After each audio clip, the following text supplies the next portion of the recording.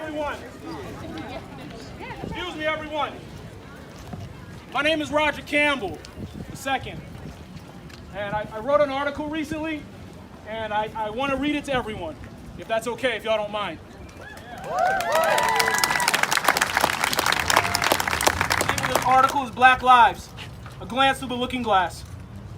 One of the biggest questions I have received over the last few days from my non-black friends, work colleagues, and counterparts has been, how can I help? I feel that is a loaded question due to the various answers that I can and would like to give. Yet, without writing a much larger essay, I would like to expand upon one area. You should all try and understand where we as black and brown humans are coming from. For us to find actionable solutions and work together to bring them to fruition, you must first identify and understand the civil injustices we as black and brown Americans experience every day of our lives. The fears we feel and the injustices we have been forced to live with and accept for generations.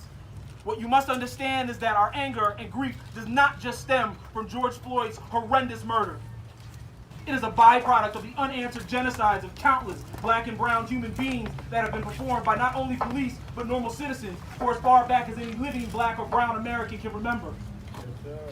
Our anger is not just about police brutality. It also encompasses and stems from how we are treated, perceived, and portrayed in every aspect of our lives, from the workplace to educational institutions and our very own communities.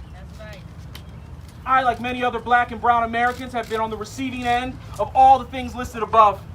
When interviewing for a software engineering position last year, the first thing the CIO, Chief Information Officer, asked me when he walked into the room was, "Nice tie. And wow, that's sure quite a bit of hair you got. Do you always wear it like that?" I have personally been pulled out of my car at gunpoint by police, and at the age of 9, my parents sat me down and had to talk with me. Every black and brown American in this country knows what talk I'm talking about. And no, it has nothing to do with the birds and the bees. The talk in which I refer is when a young black or brown child reaches a certain age, normally around 9 to 13, where it's explained to us that no matter what we do in life or how far we go, we will always be viewed as a black or brown person first. We black and brown Americans have been trapped in a vicious cycle of fear, mistrust, self-loathing, murder, mistreatment, underrepresentation, and much, much more. We have been raised to know that this is the status quo, and there's nothing for us to do other than to live with it. So I challenge you all, rather than asking me or another black or brown person how they are doing, ask them what they have experienced. Ask them to help you see the world through their eyes. Ask them to help you remove the veil of ignorance from your sight. This is not just a black and brown issue. This is an American issue. Every American has to do their part, and we all have to work together.